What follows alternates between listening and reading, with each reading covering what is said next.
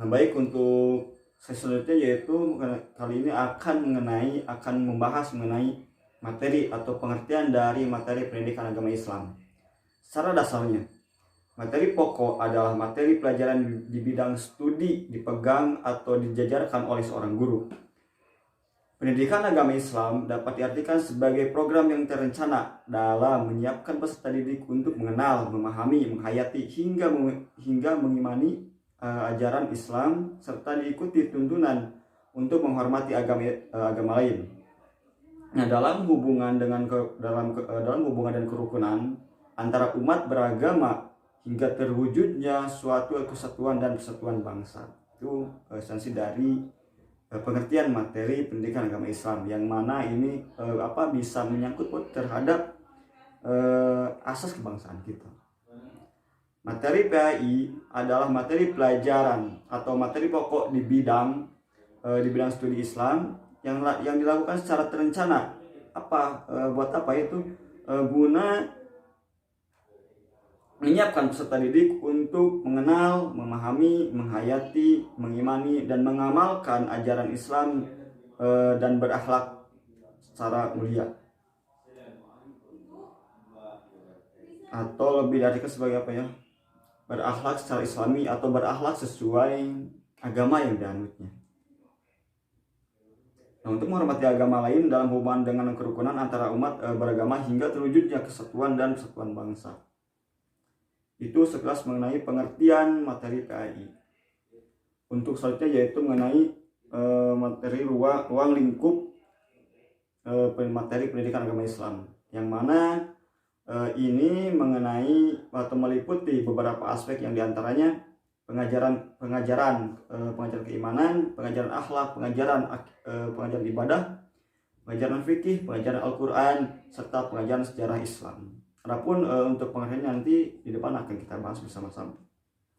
Nah, itu adalah sepintas mengenai pengertian dan ruang lingkup mengenai materi pembelajaran pendidikan agama. Nah, tadi di dalam ruang lingkup materi terdapat beberapa aspek yang saya sebutkan atau yang 6 tadi. Di antaranya, apa sih yang dimaksud dengan pengajaran keimanan? Itu maksudnya adalah pengajaran keimanan berarti proses belajar, mengajar tentang aspek kepercayaan. Dalam hal ini, tentunya kepercayaan menurut ajaran Islam. Inti dari pengajaran ini adalah tentang rukun Islam. Itu mengenai pengajaran keimanan. Adapun pengertian dari pengajaran akhlak, apa sih itu dari segi akhlaknya? Nah, pengajaran akhlak adalah bentuk pengajaran yang mengarah pada bentuk jiwa atau dari rohani atau secara kita bersikap dalam berindividu atau maupun dalam sehari-hari. Itu yang dimaksud dengan pengajaran akhlak. Dan pada hakikatnya ini pengajaran ini berarti proses belajar mengajar dalam mencapai tujuan supaya yang diajarkan berakhlak baik. Adapun selanjutnya itu mengenai pengajaran ibadah. Apa yang dimaksud dengan pengajaran ibadah? Nah, itu adalah pengajaran tentang segala bentuk ibadah dan tata cara pelaksanaannya, baik itu ibadah dalam segi hablum minallah, hablum minannas, dan ataupun dalam amal-amal yang lainnya. Tujuannya apa? Tujuannya itu dari pengajaran ini agar siswa mampu melaksanakan ibadah dengan baik dan benar, mengerti segala bentuk ibadah dan memahami arti dari tujuan pelaksanaan ibadah. Itu sepintas dari pengajaran atau maksud dari pengajaran ibadah. Adapun saja itu pengajaran fikih. Apa yang dimaksud dengan pengajaran fikih? Pengajaran fikih ialah pengajaran yang isinya menyampaikan materi tentang segala bentuk-bentuk hukum Islam yang bersumber pada Al-Quran, Sunnah, dan dalil-dalil syar'i yang lain. Tujuan pengajaran ini adalah agar siswa mengetahui dan mengerti tentang hukum-hukum Islam dan melaksanakannya dalam kehidupan sehari-hari. Selanjutnya itu mengenai pengajaran dari Al-Quran. Yang dimaksud dari pengajaran Al-Quran adalah pengajaran yang bertujuan agar siswa dapat membaca Al-Quran dan mengerti arti kandungan yang didapat dari setiap ayat-ayat Al-Quran. Akan tetapi dalam prakteknya hanya ayat-ayat tertentu saja yang dimasukkan ke dalam materi pendidikan agama Islam, atau yang dimasukkan ke dalam materi pokok yang akan kita sampaikan kepada siswa itu hanya dalam ayat-ayat tertentunya saja. dalam artian bisa disesuaikan dalam topik tertentu yang akan kita sampaikan terhadap siswa. Dan terakhir yaitu pengajaran sejarah Islam. Apa sih dari sepintas dari pengajaran sejarah Islam itu, apa sih tujuannya? Nah, jika ditinjau dari segi tujuan pengajaran sejarah Islam, maka dari sejarah Islam ini adalah agar siswa dapat mengetahui tentang pertumbuhan dan perkembangan agama Islam dari awalnya sampai zaman sekarang, sehingga siswa dapat mengenal dan mencintai agama Islam yang kita anut sekarang ini. Jadi maksud dari pengajaran sejarah Islam ini, kita harus sebagai seorang guru harus mengenalkan atau lebih menguatkan lah ketika seorang anak-anak atau siswa itu sudah belajar di tempat mengajinya, dan kita perkuat lagi secara teori ketika seorang ustadz mengajarkan sejarah Islam dari segi historisnya atau dari sejarahnya itu melalui Al-Quran dan kitab atau dari sumber-sumber yang lain, atau dalam artian kita ambil dari sumber kitab. Nah, kita sebagai guru kita perkuat dengan kita kemas lagi dengan cara pemberian teori mengenai sejarah Islam ini agar mudah didapat dan mudah dicerna oleh seorang siswa. Nah, mungkin itu yang dimaksud mengenai keenam ruang lingkup yang ada pada materi pembelajaran PAI ini. Baik, tadi kita telah membahas pengertian, ruang lingkup, dan macam-macam yang ada di dalam ruang lingkup materi pembelajaran pendidikan agama Islam tersebut. Nah, sekarang kita maju kepada ranah landasan hukum yang menjadi acuan dalam memberikan materi pendidikan agama Islam terhadap siswa-siswa atau yang kita ajarkan terhadap peserta didik. Apa saja yang ada di dalam landasan hukum tersebut? Nah, perlu kita ketahui bahwasanya pendidikan agama Islam dilakukan untuk mempersiapkan peserta didik meyakini, memahami, dan mengamalkan ajaran agama Islam. Pendidikan tersebut melalui kegiatan bimbingan pengajaran atau pelatihan yang telah ditentukan untuk mencapai tujuan yang telah ditetapkan oleh seorang guru untuk mencapai atau meningkatkan soft skill, hard skill yang dimiliki oleh siswa. Nah, adapun pelaksanaan pendidikan tersebut dalam pendidikan agama Islam mempunyai dasar yang sangat kuat. Apa saja sih yang menjadi dasar kuat, yang menjadi dasar penguat tersebut? Yaitu diantaranya terbagi ke dalam 5 aspek. Diantaranya aspek yuridis, aspek filosofis, aspek struktural konstitusional atau aspek hukum. Keempat adalah aspek operasional, dan 5 aspek religius atau aspek kematangan dalam segi berpikir atau dalam segi menerima dan mencermati yang dimiliki oleh seorang murid. Ketika seorang guru telah menjelaskan terhadap siswa mengenai materi yang disampaikan, contoh seorang guru telah menerangkan suatu materi, contoh menerangkan materi rukun Islam atau rukun iman, dan landasan hukumnya itu atau diambil atau sumbernya itu diambil dari kitab Safinah, contohnya seperti itu. Itu dijadikan sebagai landasan hukum yang jelas dan dapat dipertanggungjawabkan oleh seorang guru bahwasanya ilmu atau materi yang disampaikan itu adalah benar-benar ada dan ada dalam segi bukti atau bukti fisiknya seperti dalam kitab tersebut yang tadi saya sampaikan atau yang tadi saya sebutkan, seperti itu. Untuk selanjutnya mungkin ini yang menjadi yang terakhir ya pada sesi kali ini, yaitu mengenai landasan hukum atau aspek-aspeknya, yaitu yang tadi saya sebutkan mengenai yuridis, filosofis, struktural, dan operasional serta religius. Yuridis itu dasar pendidikan agama berasal dari perundang-undangan yang secara tidak langsung dapat dijadikan pegangan dalam melaksanakan pendidikan agama Islam di sekolah secara formal.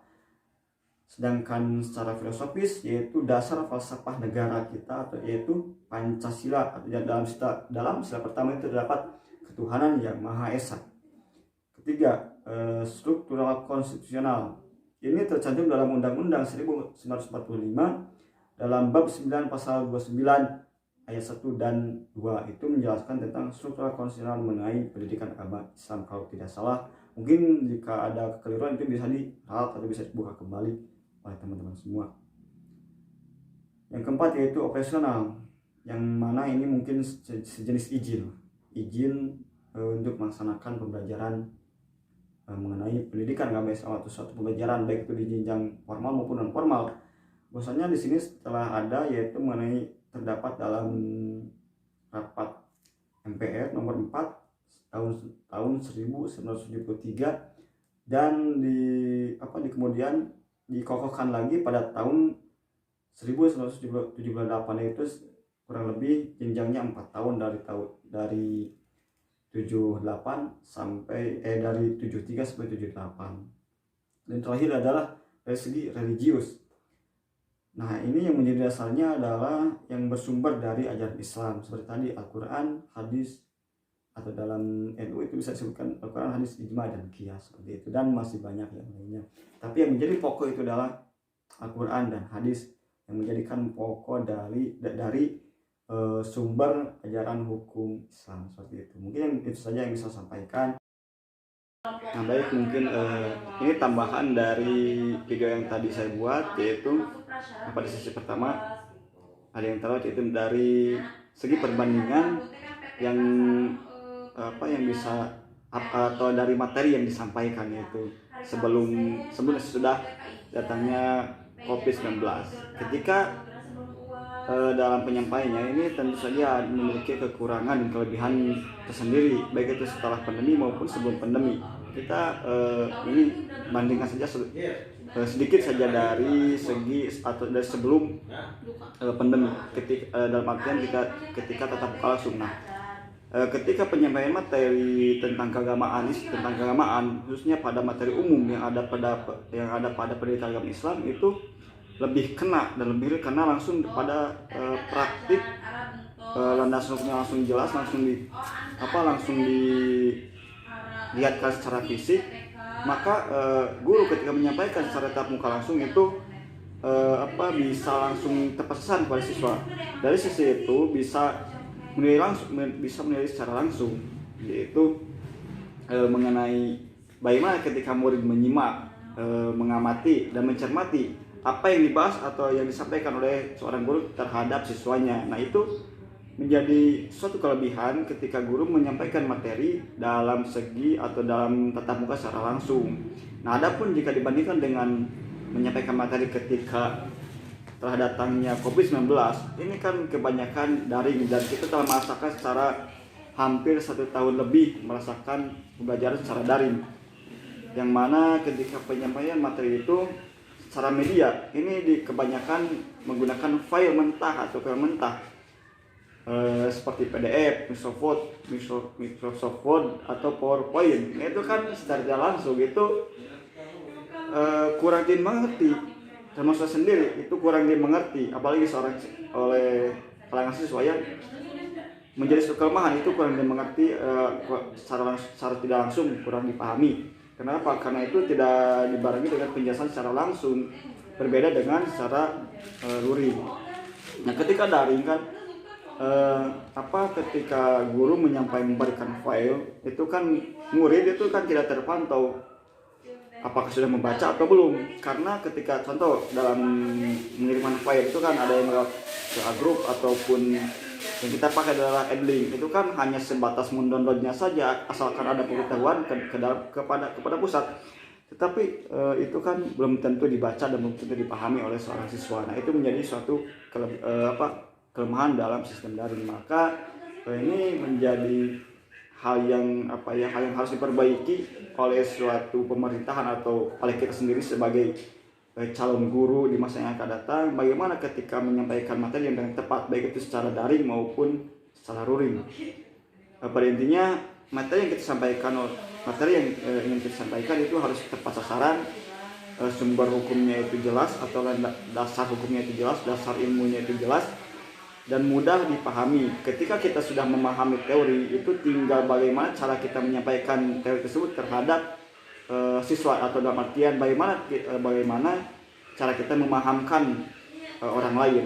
Kita itu sudah paham, tapi bagaimana cara kita memahamkan siswa agar paham terhadap materi yang kita sampaikan. Nah, mungkin itu dari segi perbandingan dalam penyampaian materi dalam pendidikan agama Islam yang khususnya seperti akidah akhlak, sejarah budaya Islam, fikih dan lain-lainnya yang berkaitan dengan keagamaan. Karena ini lebih penting dan lebih tepatnya lagi harus dilaksanakan secara langsung, dalam artian secara tatap muka, agar kita sebagai guru itu bisa menilai secara langsung apa yang harus kita lakukan, apa yang harus kita tuju terhadap murid agar kita bimbing ke depannya. Nah, itu mungkin yang menjadi perbandingan dari segi penyampaiannya. Adapun kekurangan lebihnya itu mohon maaf dan terima kasih dari saya. Assalamualaikum warahmatullahi wabarakatuh.